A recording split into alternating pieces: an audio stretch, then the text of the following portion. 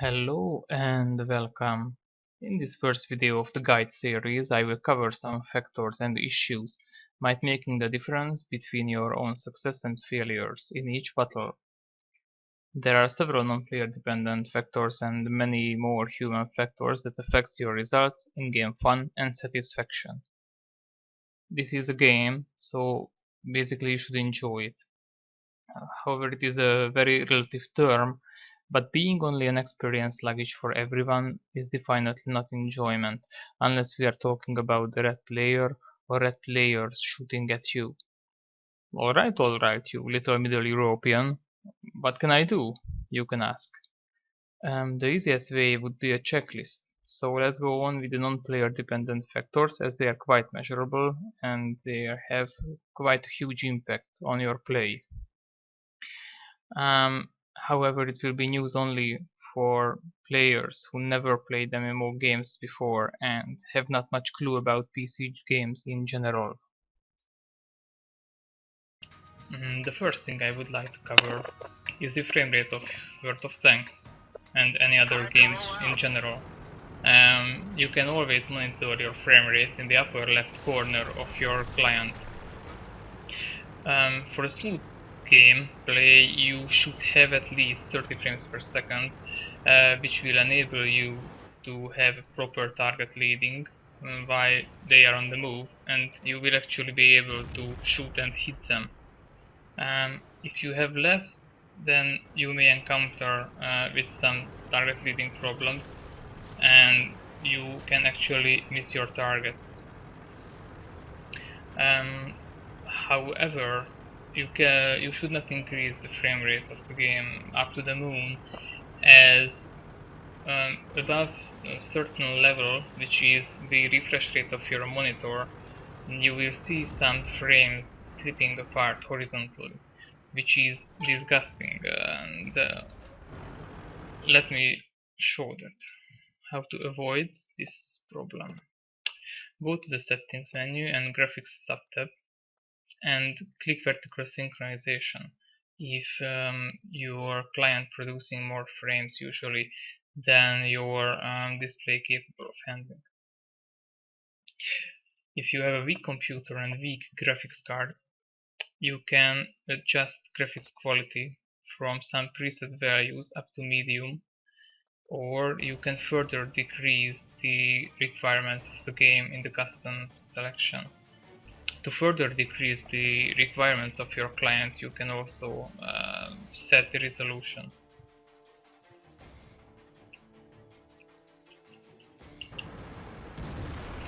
The goal with frame rate generally is to achieve quite good visual quality meanwhile maintaining frame rates.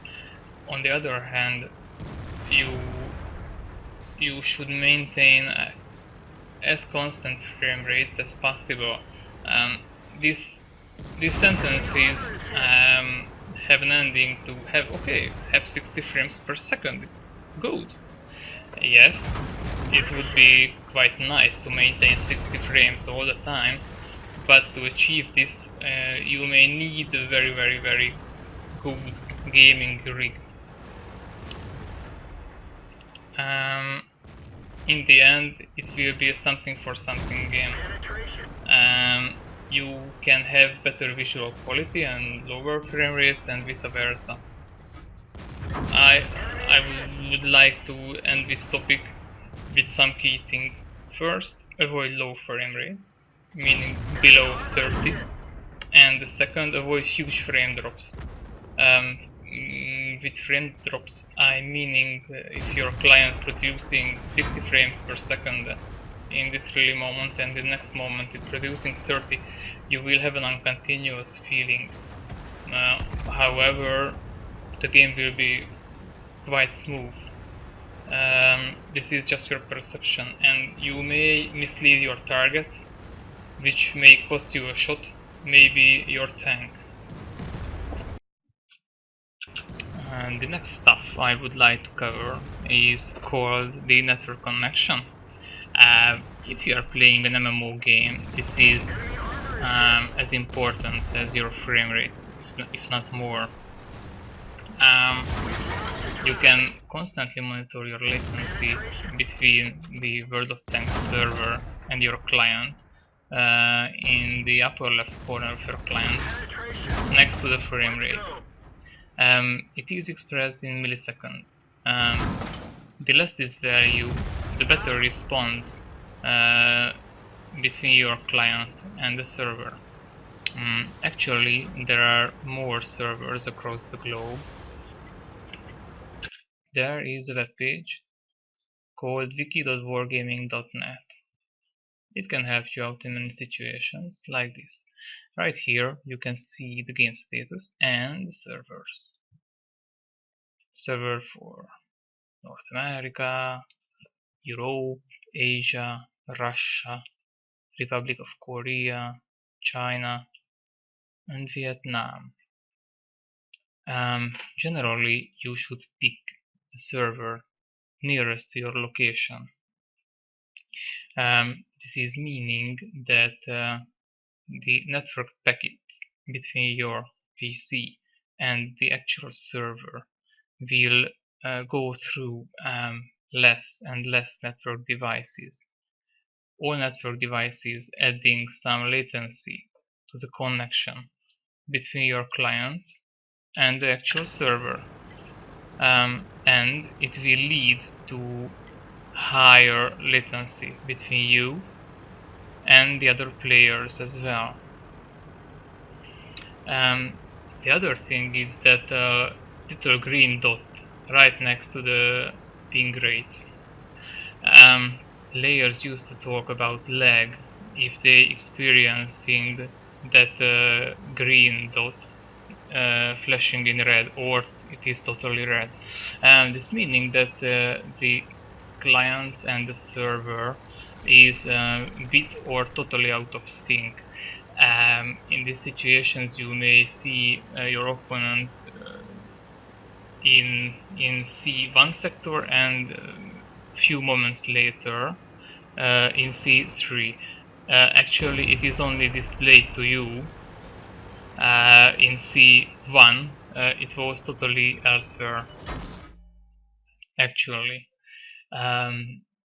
This is very annoying and very unlikely to happen. So you can decrease this network latency by picking the nearest server to your location, but you might avoid any network traffic on your computer to have the best ping rate. For example, you might not update Windows drivers or any other drivers meanwhile playing. And I would like to cover something really important. This one. Settings General tab. Enable server reticle. I cannot say how important it is. And let me show you what I'm meaning by it. Okay. You can see two crosshairs at the moment. A black one, which is moved across by directly my mouse, and this little red one. If you enable the server reticle, it's supposed to point at the direction where is your pointer located at on the server. If you do not enable that, it might be not in sync, and it will make harder to hit fast moving targets like this little VK. So I emphasize you to enable this option.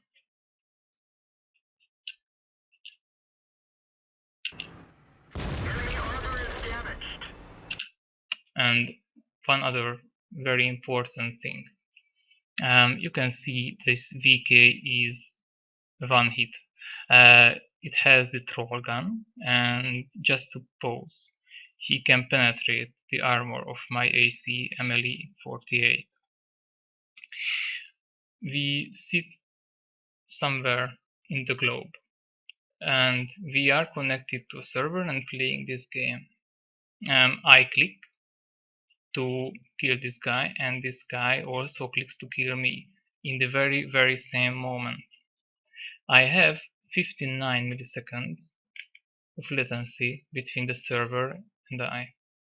If he only has 30, then the server will see that he clicked 30 milliseconds or 29 milliseconds earlier than I did, and I would be dead.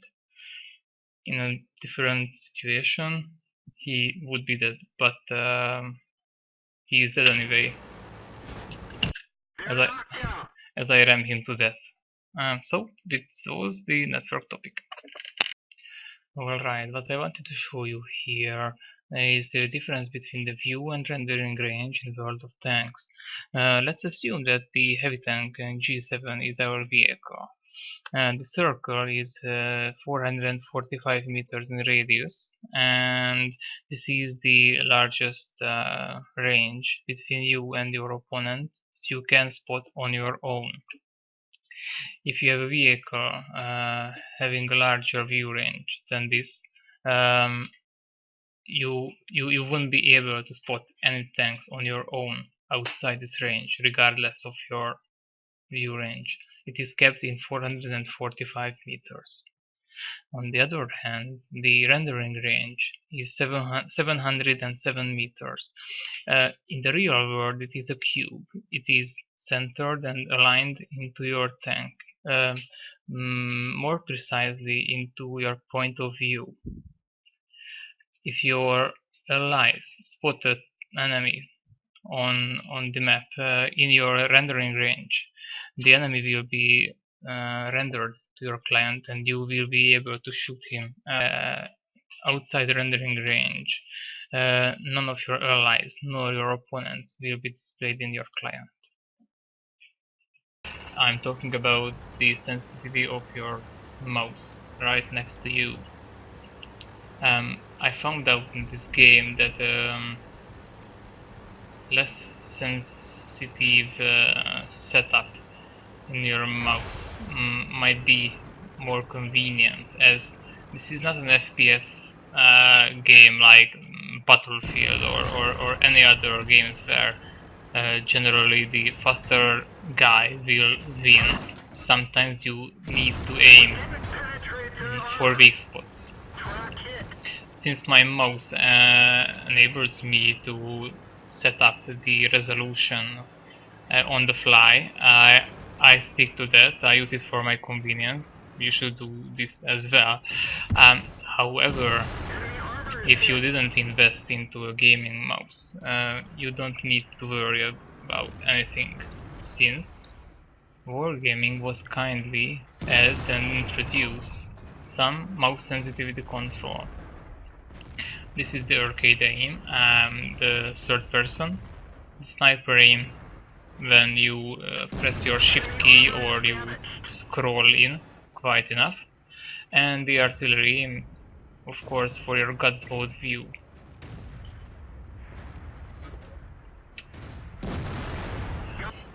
Okay, I reverse back this replay to an earlier point to show the sound setup, the proper sound setup in the game.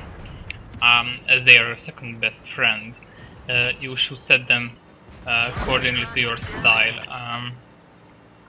I like to take down the music level in the client and leave the other sounds in higher level,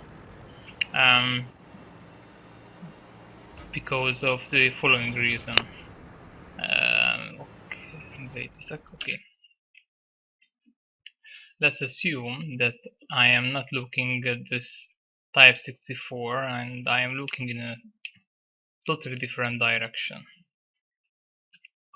and you just heard that something hit the ground behind the vehicle, and from this you at least get two informations.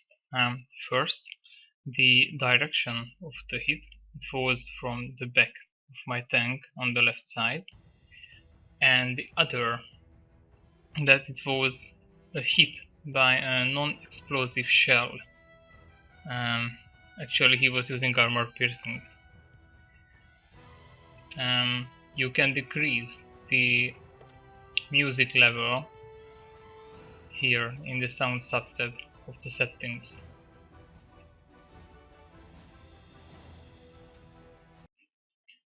Last but not least, I would like to talk about XVM mode. I don't say that knowing your opponents will save your life every time, but knowledge is power.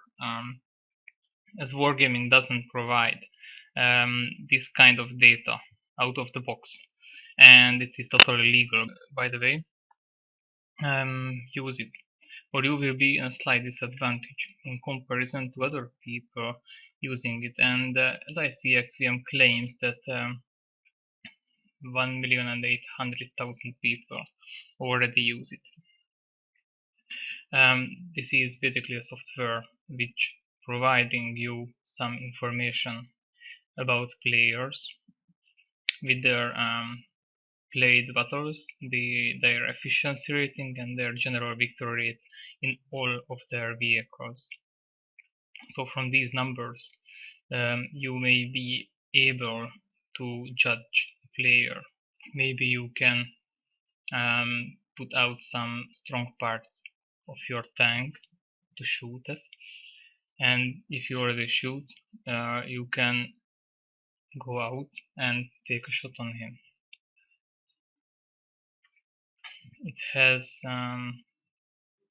a base cap indicator mod, which is quite handy. It will indicate how much time do you have remaining before you lose the game, and how many invaders are capping your flag. And last, there is a minimap mode in XVM, which I already talked about. It shows actually this 445-meter circle. It's showing the direction currently you looking at, and if you are in quite a big map, it will show that cube with the total rendering range. So this is XVM. I will make a video how to download it, how to set up and make available these statistics as well in your client. In the next video of the guide series, I'm going to cover the play independent basic factors and tactics you can employ to improve yourself. Stay tuned and have a nice day.